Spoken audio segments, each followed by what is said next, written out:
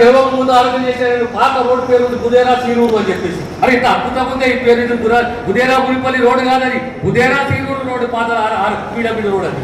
ఎందుకప్ప అయిందంటే ఇది రేపు పొద్దున బుదేరా సీరూరు రోడ్ వేస్తే తక్కడపల్లి గుండెకాయ అవుతుంది, బ్యాక్ వాటర్స్ లో రేపు పొద్దున రిసార్ట్స్ వస్తాయి, మనలో ల్యాండ్ వాల్యూలు పెరుగుతాయి, మనలో హాయిగా ప్రశాంతంగా వ్యాపారములు, ఇవన్నీ టూరిస్ట్ స్పాట్ అయిపోయి. టూరిస్ట్ స్పాట్ అంటే బ్యాక్ వాటర్స్ అన్నిటి దగ్గర ఏ జలాశయం ఉంది అంటే నాగార్జున సాగర్ కాదు, పోచంపాడు కాదు, అన్నిట్ల దగ్గర ఉన్న జలాశయం అంటే సింగూరు జలాశయం. జంట నగరాలు ఉన్న ఏ కుటుంబమే కానీ ఒక రోజు 2 రోజుల గురించి వస్తే సింగూరు రేపు టూరిజం కాబోతున్నది, రేపు పడవ ప్రయాణం కాబోతున్నది. అంటే రిసార్ట్ సింగూరు కాడ ఉంటాయి, బ్యాక్ వాటర్ చీలపల్లె కానీ, క్యాసరమే కానీ, ఇందూరే కానీ, మరి ఈ ప్రాంతంలో రిసార్ట్ ఉంటే కనుక రేపు పొద్దున టూరిజంగా ఈ ప్రాంతం మారబోతున్నది. ఈ ఆలోచన గతంలో ఎందుకు రాలేదు? తట్టలేదు ఆలోచన, స్థానికత అన్నాము, రకరకాలుగా స్లోగన్ ఇచ్చినమే, మరి ఈ ఆలోచన ఎందుకు తట్టలేదు?